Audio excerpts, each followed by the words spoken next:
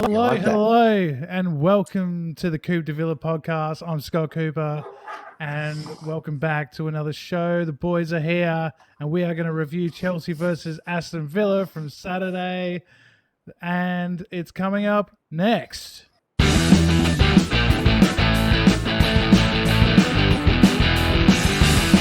Okay, so it was a big week off for us. We had the international break and there was a lot going on. We had the situation with the two Emmys in Argentina getting pulled off the field, literally pulled off.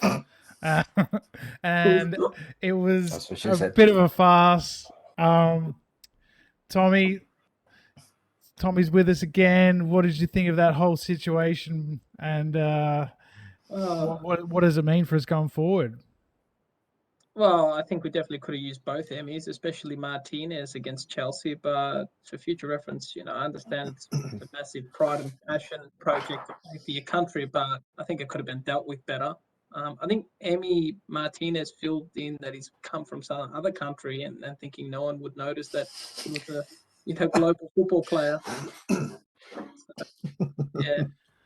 Yeah, it was definitely crazy. Like all these people watching, Brazil, Argentina, and like big game, and then the fact that the Brazilian players almost got banned anyway. The ones that didn't go, so it was a bit of a catch-22 for the players. Like, I feel a bit sorry for them, but in the end, they appealed and it all got sorted out. So, and they're in Croatia at the moment, getting ready for the Everton game. So that was all pretty crazy, and we had also injuries, and Konsa was injured, but somehow came back. I don't know.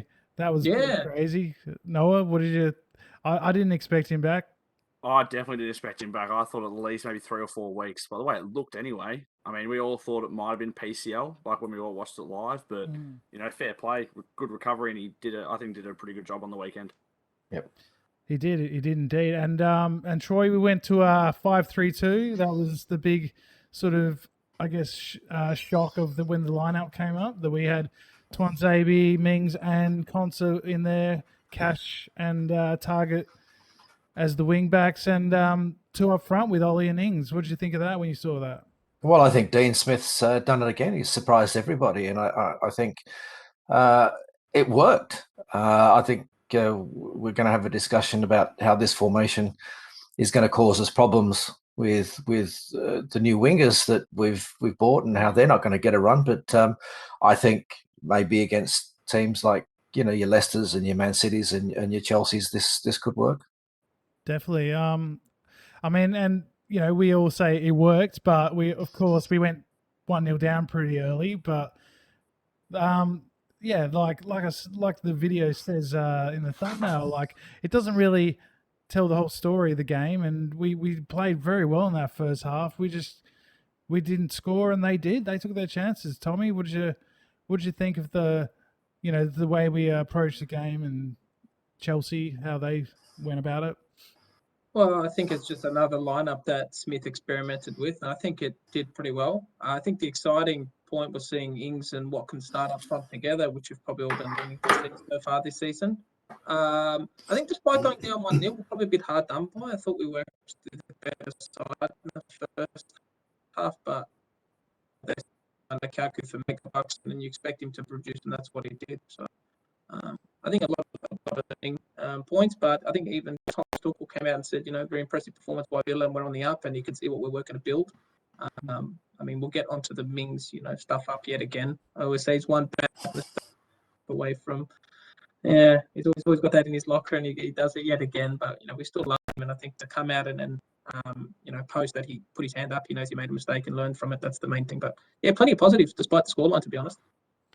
Yeah, well, in that first half, no, we had chances. We had the breakaway where Ings just couldn't find Watkins with the through ball, and then Ollie made a chance for himself at a good save by Mendy, and then we had the two best chances for us, which were the Ollie one where he went round the keeper and scuffed it, and The Mings Concert double chance, and we created a lot of chances, but I guess they had Lukaku, who's in great form, and we didn't. So, what did you think of that, Noah? Well, when you saw the formation, I kind of thought maybe a little bit of a defensive side to the game. That's honestly what I thought straight away, 5 at the back. But we played a very, very good attacking brand of football with that team. Very good attacking brand of football. And look, the scoreline doesn't show the true story, as you said before. I think we could have easily been 3-1 up at halftime with our chances. We absolutely dominated that first half. Yeah, well, we had great performances by the midfielders, especially Troy, McGinn, and Ramsey in that first half. Really got stuck in and got amongst it, and so much so that they had to bring their new signing Sol off at half time. Yeah, dragged him off. I think that's McGinn's best game for us by a long way. He was absolutely fantastic. And Ramsey, every time he pulls on the shirt, he just gets better and better and better. So, a lot more touches than he did in the last game. It's a shame he got taken off. But for me, McGinn was by far and away the man of the match. As the other fellas have said, 3-0, not the right scoreline. And I cannot remember a game where we've been beaten 3-0 away from home that I would quite happily watch again. It was fantastic. Yeah, definitely. I mean, we kept going, and the early goal, that we could have easily just rolled over, and we definitely didn't do that. McGinn, like you said, was just, I don't know. I think he's lifted this season. Maybe, I don't know, Grealish leaving or something. He seems to be like one of the leaders now, and he certainly showed that on Saturday. And I think in the 5-3-2, it suits him and Louise, and it's quite a flexible formation. Like Ramsey very often found himself in the centre forward position. Tommy, what did you think of the 5 at the back, the 5-3-2, and do you think it's going to work with the squad we've got? Yeah, I mean, the funny thing is, considering it's such a defensive lineup, Rams is known as a defensive player. Louise McGinn's been playing in that defensive role as opposed to being advanced. We actually played such attacking football, which was a real surprise. I mean, it's great to see. Funny thing is, and I think what all the fans should be excited for is there's so much ammunition on the bench, and that we could have maybe shifted to a 4-4-2, and Traore and Bailey came on relatively early into the second half, which was great to see. So Smith's actually making those attacking subs proactively and early when he needs to. But I think it's really exciting. I'd probably go with that same lineup again. Is that something we maybe set up with against the more dominant or established sides? Possibly, but who says we can't take it to every team with this back 5? Yeah, it's definitely going to be interesting to see if he sticks with it for the next game. So Noah, we went in 1-0 down, came out in the second half, and I think there would have been a lot of encouragement from Smith at halftime, and unfortunately, Mings made the mistake, as we touched on before, and that really kind of shot us in the foot. But again, we didn't drop our bundle, but the game sort of petered out a little bit, and they score the goal at the end as well. Kind of didn't do us justice, but what did you think of the mistake by Mings, and just, I mean, the way he responded and the way the team responded? I really think, obviously, the second goal killed the game off. I mean, after that, Chelsea had a lot more time on the ball. They felt like they had an eternity to make their passes and stuff. And obviously, the Mings mistake, I think Tommy touched on, he put a post on social media and really took ownership for his mistake. Obviously, we know he's had a few mistakes in a Villa shirt, but he still goes out there every week and tries 110%. I don't doubt that. And look, if other players make those mistakes, I think Mings gets criticised a lot, harder in a Villa shirt. Everyone has those standards for him, thinks he's going to be like the bee's knees, like the championship days. But look, bringing on Leon Bailey quite early, I love that guy. I mean, look at that nutmeg on Alonso, just so casually put it through his legs and get going like no tomorrow. And look, I know we lost 3-0, but really exciting times with those subs coming on. Definitely, it was a great little cameo from Bailey. And Troy, how do you think? Who do you think are going to be the winners and the losers if we change to this new system? I mean, Matty Cash, Target. Do you think these guys can be options as wing backs for the whole season if he decides to go that way? And what are we going to do with, the likes of El Ghazi, Buendia, Bailey? There's a lot of El Ghazi. We got a lot of wingers that might have to, sit on the bench for a while. We do, and it was really more of a 3-5-2 than a 5-3-2, which is really fantastic to see against the European champions. And if you have a look at the back three when we had the ball, Mings was, there was a massive load of space. You could drive a fleet of trucks through the back three, which gave Cash and Matty Targett license to really get forward. Cash, I thought, was the far the better of the two of the wing backs. Matty Targett, I didn't think really offered all that much going forward in comparison. You guys might disagree with that, but the problem is with that formation is that we're going to have problems dovetailing our new wingers in. So I can't see. I think he'll play this against the top teams. I don't think he'll play this formation against mid-table and below. Yeah, I agree with that for sure. Yeah.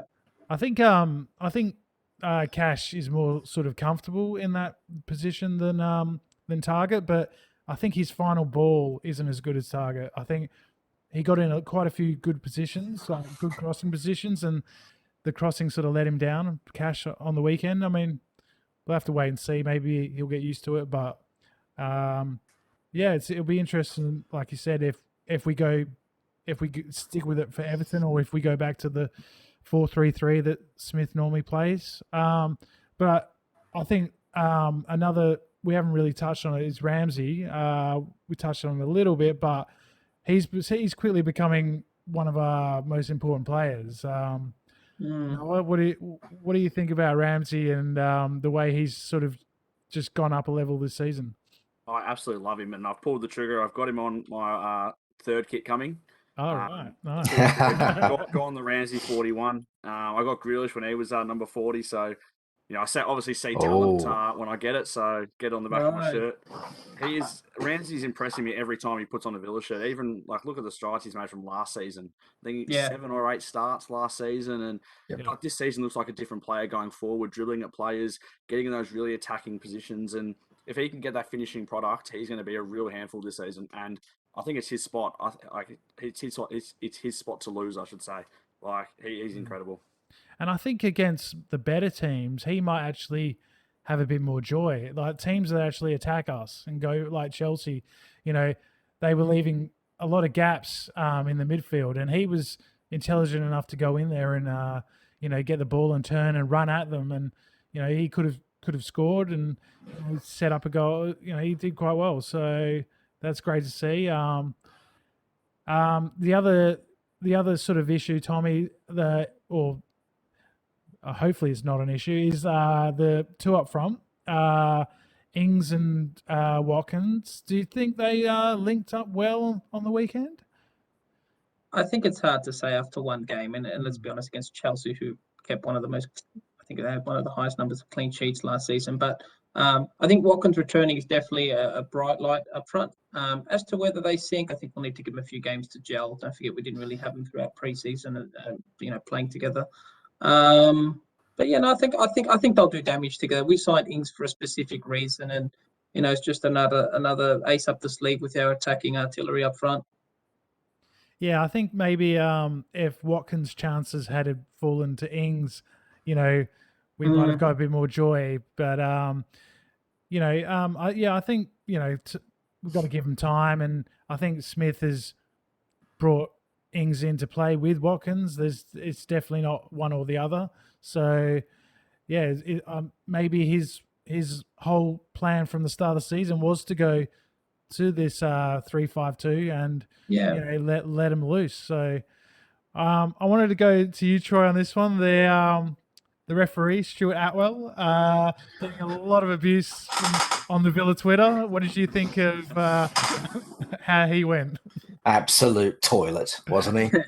For the first couple of minutes, I thought he's not doing too badly, but oh my God, the wheels just fell off spectacularly. An absolute homer of a referee. There was one stage where Who was it? One of our fellas got the yellow card. Was it? I think it was Ramsey got a yellow card for pulling down a Chelsea player on the halfway line. Minute. Yeah. Oh. Yeah. A few minutes later, a Chelsea player does exactly the same to us when we've got the ball on the attack, and well, that's not a yellow. What? Exactly. I don't think he had any howlers, but it was just little things just kept going their way, and it definitely seemed there was a bit of a top full bias going on there. But I mean, look, there was at one stage where I think he told one of our players just to go away. Yeah. Just I'm done talking, and he just kept going. I don't know who it was, to be honest with you, but he called Mings over and he said, "Look, tell your players to keep a little bit quiet." And Mings just gave it to the ref. You could see Mings giving it to the referee properly, as if to say, wind your neck in. And I think if you have a look, the referee had a word with Mings in the first 5 minutes of the game, and Mings was completely ignoring him. So I think there was a lot going on pitch side that we weren't aware of that was pissing the players off about this referee as well. They cottoned on to this guy pretty early. He was an absolute clown. Yeah, well, Smith isn't really one to, complain about referees that much. He does sometimes, but he made a special case for Stuart Atwell. He was not happy at all in his post-match press conference. I guess the other interesting one is Noah is Jed Steer. How do you think he went? I mean, he didn't do a lot wrong, did he? But he didn't do a lot wrong, but obviously it's so hard to say if Emi Martinez was in there, would he have saved the shots that were conceded, or would he have reacted to the ball quicker than Steer would have? I mean, the first goal, I think that one's up for debate for a lot of people. A lot of people think he could have done better. But when you got a, how much did Chelsea pay from? Like almost £100 million or something, close to that margin for a striker. He's always going to score that. Even if he took the shot first time, I think he would have scored it. So I do feel for Steer. I mean, I think that it's his third Premier League appearance, but his second one only lasts 8 minutes or something against Wolves 2 years ago, maybe. He's only played 60 minutes in total, I think. Yeah, before that, but from memory. Yeah. Last game he played 6 minutes and then came off injured, didn't he? Yeah, so I do feel for him, but he's not getting anywhere near Emmy. Let's be honest. No, he's not. Nah. I don't think he's gonna be number one anytime soon. But look, the second goal not his fault, and I think the third goal, I just don't think he could have done anything about it. The first goal. Do you think Mings would have made that mistake if Emmy was in goal? Do you think that could have been a psychological thing? He's done it before when Emmy's in goal. I think Fulham last year did something very similar. So I don't think it's the keepers. I don't know. I don't know. I think Emmy's just got that commanding presence, and I think he would have. I don't know. He would have been proactive and probably seen that in advance. He's very vocal from the goal line. Yep. You might have told him to clear it, or I'm pretty sure Emmy, knowing Mings, better than anyone, I'm sure he would have told him to clear it first time, just knowing it's Mings. So I think that's probably what we missed. That's that commanding presence from the goal line. I will say that the man bun's got to go, Jed. Oh, yeah. The man bun's got to go. I think he could have come out a lot more aggressively for the second goal. Yeah. I would like to say Emmy would have been all over that. We don't know. Exactly. Emi Martinez probably isn't the goalkeeper this season so far that he was last season, so who knows? But, I think he's got almost a foot on Steer, so you'd assume his arms are longer. Yeah. Yeah, I think he's 6'5", isn't he? Yeah, that's why he's a very big figure, and so I think it gets down pretty fast. So I think the second goal, if we could have prevented that, we probably would have been in the game. Yeah. I do wonder if Chelsea got a sniff that our goalkeeper was a little bit nervous with Rudiger taking that halfway shot. Yeah. That was just rude. That was coming back to Australia, that one. Well, Bailey definitely gave him one back when he turned him inside out later on, so that was good. But he's so clutch. But yeah, hopefully this when the next international breaks on, we don't have the same situation with the Argentinian players, and because we can't afford to miss guys like Martinez and Buendia because we don't have the squad. I mean, for Chelsea and Man United and these teams, they can bring in another international great player to take the spot, but we've got to go to some guy who's, played 3 games in the Premiership. So that just sort of shows, where we are and how these kind of rules need to be looked at, need to be sorted out before the next break in October. So, I think we Mm. missed a chance though, not getting a third choice keeper in like Wayne Hennessy or Rodak. I think we really missed something there. I think we still need a better keeper than Steer as backup. Yeah. There's some real talent out there, I think, that we're just not going about. Romero from former Yeah, United. why not? Like, you Yeah, know, chuck him isn't a- isn't he Argentinian as well? Yeah, but he's not anywhere near the team. But you know, Or Galini, you were saying on one of the last podcasts, bringing him back. He's gone to Spurs, mate. He knows what's good. Is he second choice there? definitely, yeah. Yeah. Lloris is still got number one. It's just funny he'd leave Atalanta after starting there and thriving to go Yeah, to the be second Champions choice. League I too. know. Yeah, just You know you're not going to get a run in front of Lloris, but just alluding back to what you said about the Argentinian players, is the funny that their coach actually wanted to keep him for the full duration, so he actually lied to Villa. So that's one thing I'd say we probably need to be, wary of next time this happens. Definitely. I mean, you can't. I mean, you can't really say no. You can't go, and if they do go, then all this stuff goes on. Like, it's really hard for everyone. So, Agreed. yeah, and You would like to think that Martinez and Buendia, Martinez especially, would have turned around to the Argentinian boss and say, well, look, if I'm putting my best foot forward and putting my case forward for the club, but for you to fuck us around like this isn't right. So if you want us to play, we'll come and play, but you've got to do the right thing by me, which allows us to do the right thing by the club. And hopefully if Martinez is stomping his foot up and down and saying, I want to play for my country, then he should turn around and say, well, my country should also do the right thing by me. Agreed. And my That's career. it. I think we If there's an agreement, negotiated. made, they should stick by it. Yeah, He's certainly a strong character. So I think he'd say something. It was a formal agreement written up and everything. I think they're going to play 2 out of the 3 games or Yeah. however many, and then come back. But then the coach obviously, turned his back on that deal. unless the coach was just doing that to make the other country prepare differently, maybe. I think that's I think that's what he was doing initially. We went back on his word because they had a pretty tough campaign coming up with fixtures. Yeah. So looking anyway. forward to the Everton game. It's another Saturday late kickoff. Really, it's starting to get to a situation now where it's almost a must-win. Tommy, what do you think about any changes? Would you go with the same lineup? Would you? I think I mean, we'll Everton, get Martinez back, obviously. I don't think Everton will be as resilient defensively as Chelsea. So I definitely think we need to go all guns blazing and unleash all the ammunition on them. I think Traore and Bailey have to start, absolutely. They can create, it'll be maybe a 4-1-3-2. Yeah. It's funny that we kind of mentioned, we had Nakamba and then Louise, how they're 2 different players, but if we could get a hybrid version, and to be honest, I think Ramsey's actually becoming that player. He's a great interceptor, he's a tough tackler, he's not a big body, but he really shows his authority where he needs to, and he can also go box to box when he needs to. So I think we need to go all guns blazing against Everton because they're going to do that against us, and Calvert-Lewin and Richarlison probably haven't been scoring as many as they should have. So I think we can really capitalize on them. That they probably haven't started as well as anticipated either. Well, yeah, they play later tonight, so we'll have a couple more days on them in terms of rest, which could be important. But yeah, I definitely think Bailey has to start out of the guys that didn't start. Martinez obviously will come back in. I think Buendia might find himself on the bench again. Out of the squad because I don't really know how he's going to fit if we have. He did score our last goal though, so I mean we've got to give him some credit. So True. we need as many goal scorers on the pitch as we can, Scott. Probably I think that at the moment. I think you can look at the reverse argument here and not just who's coming in. Who are you going to drop? Exactly. That's what I was thinking, Troy. I'd probably say Louise. But he put in a good shift, I think. Tommy. He put in a good shift. But then who you're playing just McGinn as the defensive? Mate, I played McGinn and Ramsey together.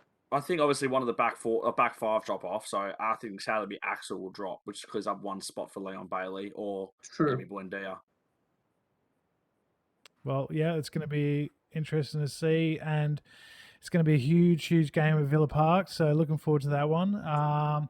So I just want to talk about a couple of things before we wrap up. Like, there was a terrible incident here with a young soccer player called Daniel Hodgson, who was out with his mates after ECU Joondalup's last game of the season, and he got king hit from behind at the Perth train station, and there is a GoFundMe page. I'm going to put a link in the comments, and please do what you can because it's a terrible story. His parents have finding it hard to get over here with COVID and quarantine and everything. So please do what you can there. And the other thing I want to say is thank you so much for all your support on the previous video that's got nearly 900 views.